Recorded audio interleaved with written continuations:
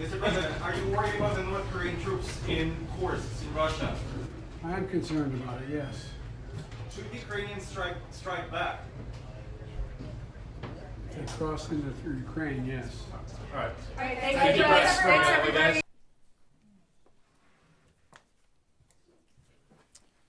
All right, well, good afternoon, everyone. Just a few things at the top, and I'll get right to your questions. Whether or not any of the North Korean forces have actually arrived. So a few things. As we highlighted earlier this week, we believe that the DPRK has sent approximately 10,000 soldiers in total to train in eastern Russia, and that these troops will probably augment Russian forces near Ukraine over the next several weeks. A portion of those soldiers have already moved closer to Ukraine towards Russia's Kursk Oblast near the border with Ukraine, approximately a couple thousand, with a smaller number already present in the Kursk region. We remain concerned that Russia intends to use these soldiers in combat or to support combat operations against Ukrainian forces in Kursk. We continue to monitor closely and are consulting with our Ukrainian partners as well as other allies and partners. Two questions, both on North Korea here.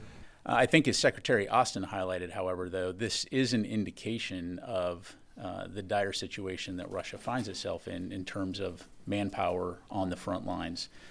They have experienced significant casualties in this war, and the fact that they now need to outsource for foreign troops to help support their forces inside Russia indicates that there's some serious questions in terms of their ability to continue to sustain their personnel requirements. So again, that's something that we'll continue to follow closely.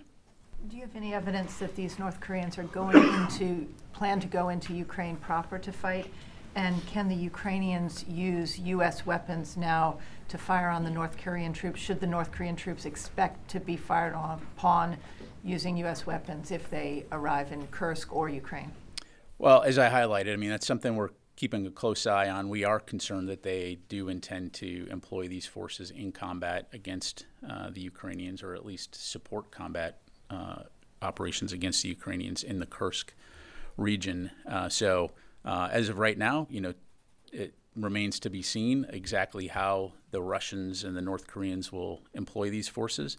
But as it relates to the use of weapons, first of all, I would highlight that the weapons and capabilities that the United States and other international partners have provided to Ukraine are Ukrainian weapons and Ukrainian capabilities, and we've been very clear that Ukraine is able to employ those capabilities to defend their sovereign territory from threats that are either emanating from across the border or inside Ukrainian territory.